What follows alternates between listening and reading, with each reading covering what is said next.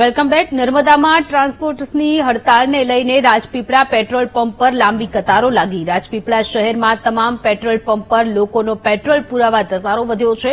Petrol ડીઝલનો જથ્થો ખૂટી જવાની દહેશત વચ્ચે લોકોનું પેટ્રોલ પંપ પર આવી પહોંચવું અને લોકોની કતારો જોવા મળી રહી છે। હડતાલની અસર પેટ્રોલ ડીઝલના જથ્થા પર નહીં પડવાનો પંપ માલિકોએ દાવો કર્યો।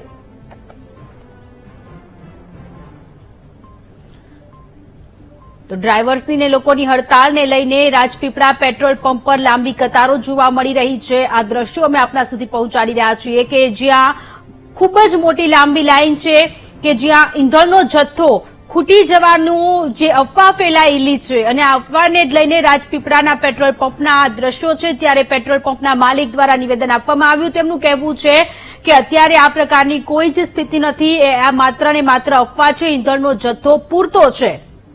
ઈંધણનો જથ્થો ખૂટી જવાની ચર્ચા વચ્ચે હવે ઘણી બધી એવી જગ્યાઓ છે, ઘણા બધા એવા પેટ્રોલ પંપ છે કે જ્યાં મોટી સંખ્યામાં લોકો આવી પહોંચ્યા છે। અફવાઓથી દૂર રહેવું વીટીવી ન્યૂઝ પણ આપને એક જ અપીલ કરી રહ્યું છે કે આ માત્ર અફવા છે અને અફવાઓથી દૂર રહો। પેટ્રોલ ડીઝલનો જથ્થો ખૂટી જવાની દહેશત વચ્ચે લોકોની પેટ્રોલ પંપ પર લાંબી કતારો। નર્મદાના રાજપીપળાના આ દ્રશ્ય છે, જ્યારે પેટ્રોલ પંપના માલિકનું કહેવું છે કે પેટ્રોલ ડીઝલનો જથ્થો ખૂટી નહીં પડે, તેના પર કોઈ પણ અસર નહીં પડે। એક બાજુ જે નવા કાયદાઓ આવ્યા છે, ડ્રાઇવિંગને લઈને જે નવા કાયદાઓ આવ્યા છે તેને લઈને હડતાલ પર ઉતરેલા છે, ડ્રાઈવર્સો હડતાલ પર ઉતરેલા છે અને તેની અસર અત્યારે સામાન્ય જનતાને મોટા પાયે પડી રહી છે। ક્યાંક ખેડૂત પરેશાન થઈ રહ્યા છે, ક્યાંક સામાન્ય લોકો પરેશાન થઈ રહ્યા છે। અને અત્યારે આ જે સમાચાર છે નર્મદાના રાજપીપળાના આ સમાચાર છે કે જ્યાં આ અફવાને લઈને મોટી સંખ્યામાં લોકો પેટ્રોલ પંપ પર આવી પહોંચ્યા છે। નર્મદામાં ટ્રાન્સપોર્ટેશન્સની હડતાલને લઈને રાજપીપળાના પેટ્રોલ પંપ પર લાંબી કતારો લાગી। આ મુદ્દે પ્રવીણ પટવારી આપણી સાથે જોડાયેલા છે। પ્રવીણ, પેટ્રોલ ડીઝલનો જથ્થો પૂરતા પ્રમાણમાં છે, એક અફવા ઉડી છે કે ઈંધણનો જથ્થો પૂરતા પ્રમાણમાં નથી અને એટલા જ માટે અત્યારે લોકો પેટ્રોલ પંપ પર આવી રહ્યા છે પેટ્રોલ ભરાવવા માટે।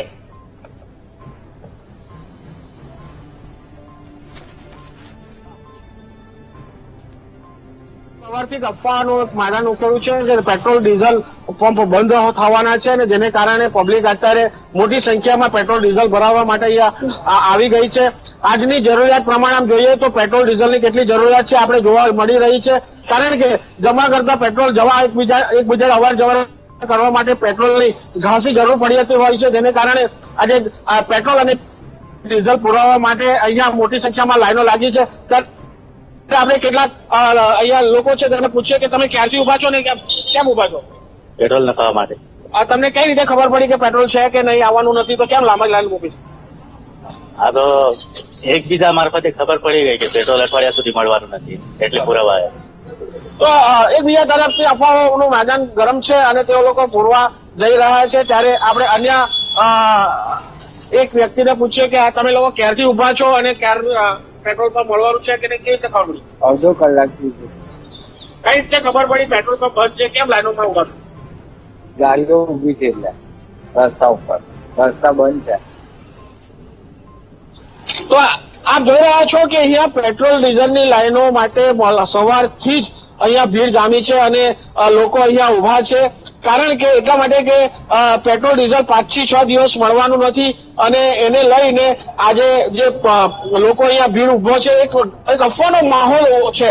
ત્યારે આપણી સાથે અહીંયા જે પેટ્રોલ પંપના માલિક છે તે એમની સાથે જણાવીશું। વિહંગભાઈ, શું પેટ્રોલનો મામલો શું છે, કેમ લાંબી લાઈન સવારથી લાગી છે અને શું મુદ્દો શું છે? મુદ્દામાં રાજપીપળાની અંદર એવી જાતની અત્યારે વાત ફેલાવેલી છે કે જ્યાં આગળ ટ્રાન્સપોર્ટરોની જે હડતાલ ચાલી રહી છે, ટ્રાન્સપોર્ટરના ડ્રાઈવરોની, તેને લઈને પૂરા પ્રમાણની અંદર પુરવઠો અહીં આવી નહીં શકે અને એના માટે લોકોને પેટ્રોલ ડીઝલ નહીં મળે તે ગભરામણને કારણે લોકો આટલી લાંબી લાઈનની અંદર પેટ્રોલ ડીઝલ ભરાવવા સવારથી આવી રહ્યા છે। અત્યારે એ જ કારણ છે, બીજું કોઈ કારણ છે? લોકો જાણવા માંગે છે કે ક્વિક ટીવીના માધ્યમથી જાણવા માંગે છે પેટ્રોલ પંપ બંધ રહેશે કે પેટ્રોલનો પુરવઠો સતત મળતો રહેશે, શું કહેશો? પેટ્રોલનો પુરવઠો સતત મળતો રહેશે, પેટ્રોલ પંપ બંધ પણ નહીં રહે। કંપની તરફથી પેટ્રોલ ડીઝલ આપવાનું પૂરા પ્રમાણની અંદર ચાલી રહ્યું છે। અમારી પોતાની ટ્રાન્સપોર્ટ વ્હીકલ અમારું પોતાનું પેટ્રોલ ડીઝલ મંગાવવા માટે હોવાને કારણે અમારા તરફથી પણ પૂરતા પ્રમાણની અંદર પુરવઠો મંગાવવામાં આવી રહ્યો છે અને કંપની આપી પણ રહી છે। હાલના પરિસ્થિતિની અંદર એવું કોઈ જ પ્રકાર લાગતો નથી કે પેટ્રોલ ડીઝલનો પુરવઠો નહીં મળે.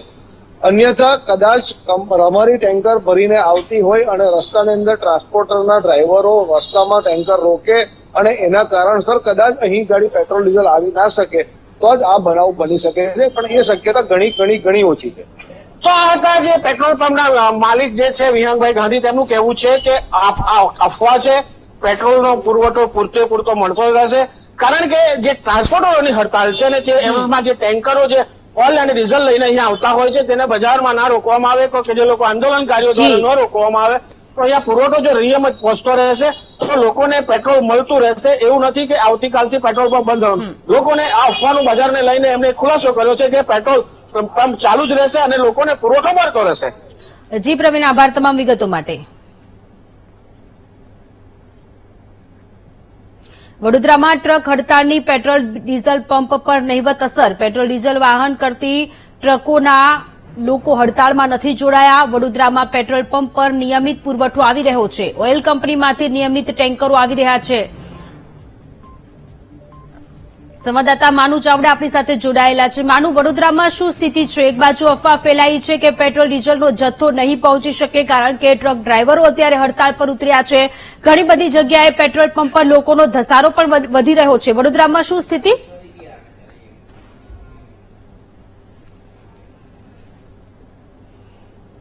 ગુજરાતમાં જે ઓઇલ કંપનીઓ છે પેટ્રોલ ડીઝલ અહીંથી મોકલે છે, પરંતુ મુદ્દો એ છે કે વડોદરાની અંદર જે પેટ્રોલ પંપો છે એમના સંચાલકોને પોતાની ટ્રકો છે અને પોતાના ડ્રાઈવર છે.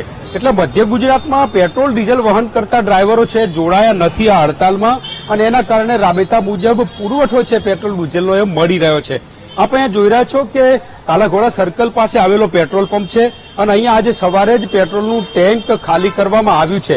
એટલે અહીંનું જે પેટ્રોલ વહન કરવાની વ્યવસ્થા છે એ રાબેતા મુજબ ચાલી રહી છે અને એના કારણે જે ડ્રાઈવરો છે ટ્રક ડ્રાઈવરોની હડતાલ એની અસર છે નહિવત જોવા મળી રહી છે. આજે જે ટેન્કર આવ્યું અને પેટ્રોલ નાખવામાં આવ્યું છે, ડ્રાઈવરોની હડતાલ છે.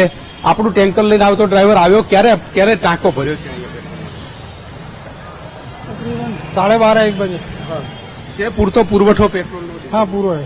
ઓકે, તો હડતાલમાં આપણા ડ્રાઈવર નથી જોડાયેલા કેમ કે આ તો જીન જરૂરત વસ્તુ છે ને. આ તો પછી મેડિકલ છે, શાકભાજી છે, દૂધનું છે, એ તો સરકારે એની છૂટછાટ આપવી જોઈએ. એ અલગ લડત છે, વસ્તુ અલગ છે.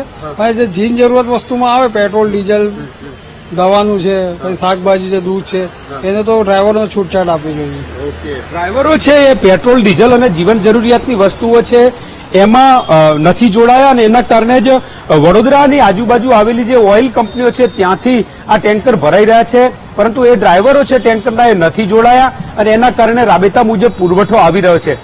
જે વાત છે કે અફવા ફેલાઈ રહી છે, લોકોએ આવી અફવાથી દૂર રહેવું જોઈએ.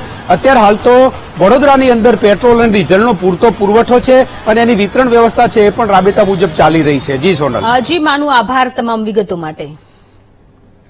આ સાથે બુલેટિનમાં રોકાઈશું વધુ એક બ્રેક માટે.